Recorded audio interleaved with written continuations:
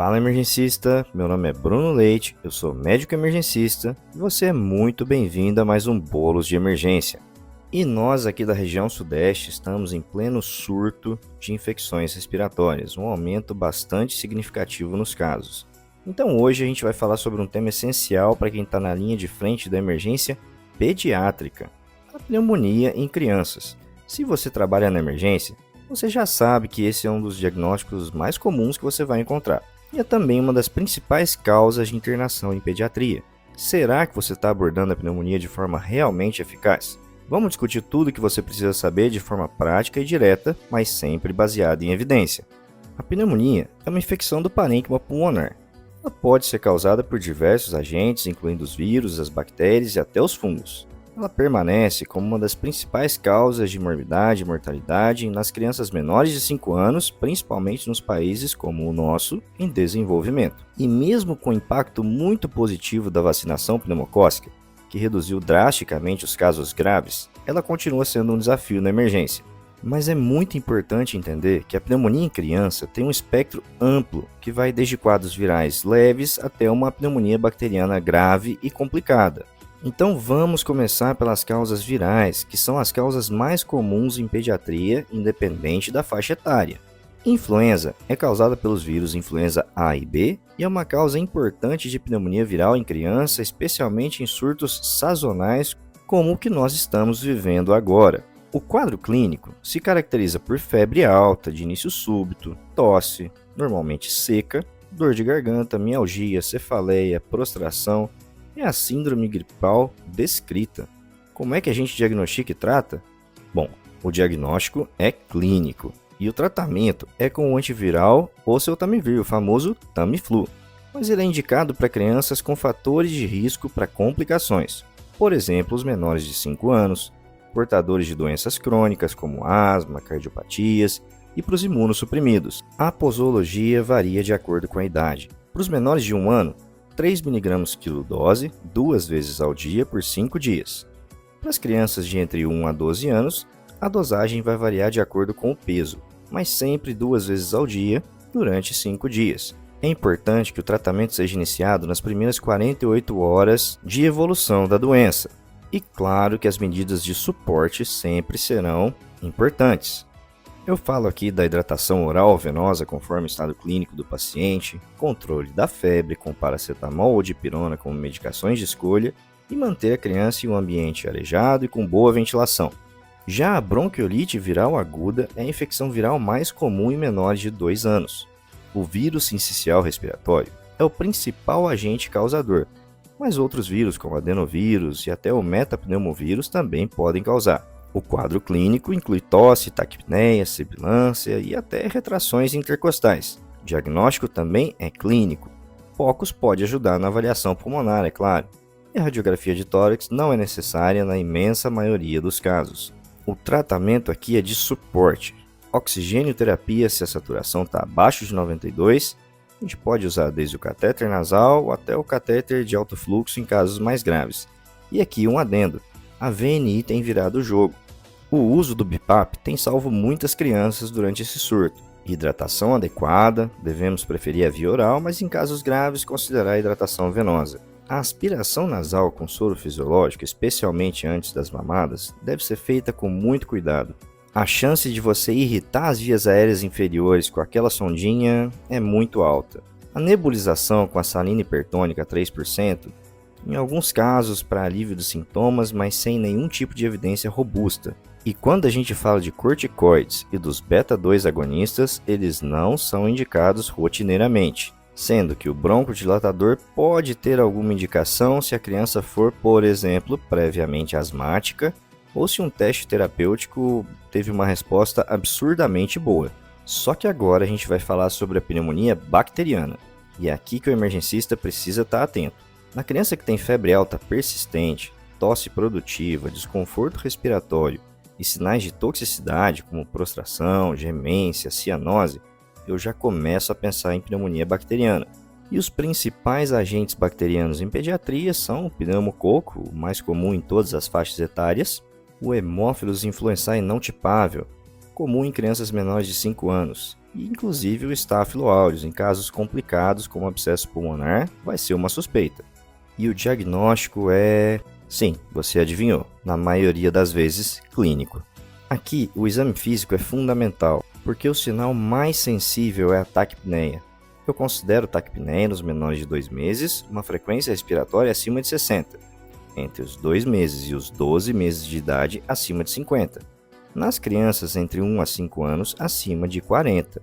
Quanto aos exames complementares, vejam bem, vamos classificar a nossa pneumonia antes disso. A Sociedade Brasileira de Pediatria fala em pneumonia, pneumonia grave e pneumonia muito grave. A pneumonia é o quadro clássico que nós conhecemos, onde o paciente está em bom estado geral, tem uma taquipneia leve e pode ser tratado ambulatorialmente.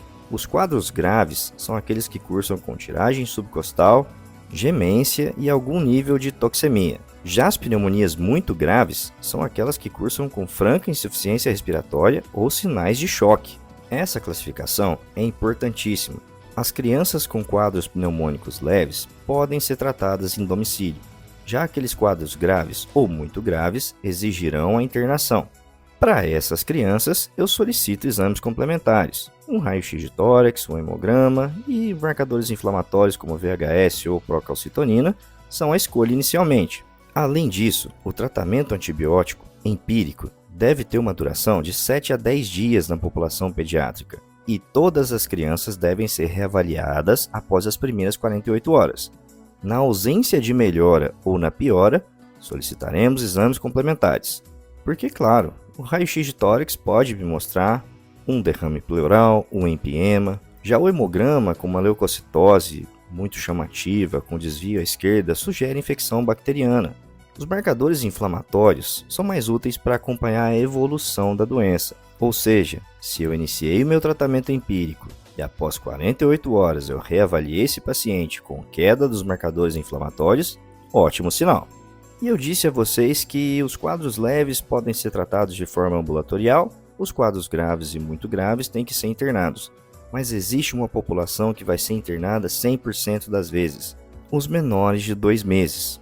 O sistema imune desses pacientes ainda é muito imaturo, constituindo por si só um fator de risco para complicações. Então o meu esquema de escolha aqui é a internação com ampicilina na dose de 200 mg quilo dia, normalmente quebrada em 4 tomadas, e a gentamicina na dose de 5 a 7,5 mg quilo dia, em uma aplicação única. Aqui, o meu foco está na cobertura daqueles germes do canal de parto, o estrépito do grupo B, a Listeria monocytogenes e até os gram-negativos como a E. coli. Já as crianças de 2 meses a 5 anos com quadro leve podem ser tratados em domicílio, e a amoxicilina na dose de 50 mg quilo dia por via oral é a escolha. Ela pode ser dada em 2 tomadas ou 3 tomadas de acordo com a posologia e a apresentação que você escolha. Se o quadro for grave, além da internação, eu vou acrescentar clavulanato à prescrição de amoxicilina ou a ceftriaxona endovenosa.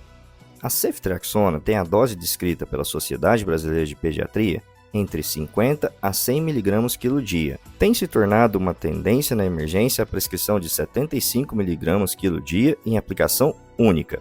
Nessa faixa etária, eu procuro cobrir o pneumococo e hemófilos, que são os germes mais frequentes. Já nos maiores de 5 anos, em quadros leves a amoxicilina segue sendo válida, mas aqui a azitromicina também pode ser contemplada como monoterapia. Em quadros graves, eu devo associar ceftriaxona com claritromicina, sendo a claritromicina dividida em 2 tomadas. Percebeu a presença aqui dos macrolídeos? Então, eles estão aqui para cobrir os germes atípicos, como por exemplo Mycoplasma pneumoniae. E aqui a duração do tratamento vai ser um pouquinho mais prolongada, podendo chegar aí a 14 dias tranquilamente. Lembre-se que toda criança será reavaliada em 48 horas. E a ausência de melhora ou a piora torna obrigatório o rastreio de complicações, por exemplo, derrame pleural e empiema. E aqui o emergencista usa o que ele mais gosta, ultrassom point of care. POCUS ajuda a gente a localizar o derrame pleural, vai nos ajudar a quantificar esse derrame e guiar a toracocentese. Melhor ferramenta eu desconheço. Lembre-se que após a toracocentese, você deve submeter aquele líquido pleural à análise através dos critérios de Light.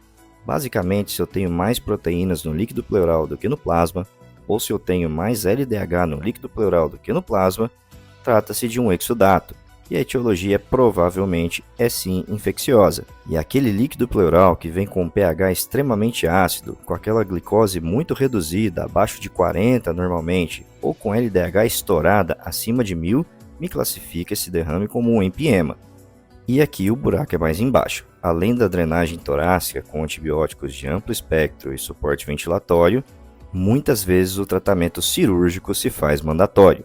E o que o emergencista precisa saber sobre prevenção? Que existe vacinação. A pneumocócica decavalente está disponível no SUS e é recomendada aos 2, 4 e 12 meses de idade. Existe ainda a 13 valente, que está disponível no sistema de saúde suplementar e particular. A vacina contra hemófilos é parte da pentavalente, e a vacina contra a influenza deve ser aplicada em crianças acima de 6 meses e depois de forma anual. Estimulem a medicina baseada em evidência, estimulem a vacinação e salvem vidas. Esse foi mais um Bolos de Emergência, um pouco mais longo no dia de hoje, mas por um assunto bastante nobre: a saúde dos nossos pequenos. E eu me despeço mais uma vez agradecendo pela nossa imensa audiência. Tem sido incrível encontrar cada um de vocês e obter direto da fonte os feedbacks que nós estamos tendo. Eu peço ainda que nos sigam nas redes sociais, deixo aqui à disposição o meu Instagram pessoal, @drbruno_leite, para quem quiser entrar em contato, tirar dúvidas e pedir para ser adicionado à nossa comunidade que já conta com mais de 1000 emergencistas. Tudo isso de forma gratuita. Já passa lá no Spotify, deixa aquela curtida, nos siga, nos avalie, aquelas 5 estrelas significam muito pra gente, para que nós sigamos produzindo conhecimento bom, gratuito, baseado em evidência e rápido.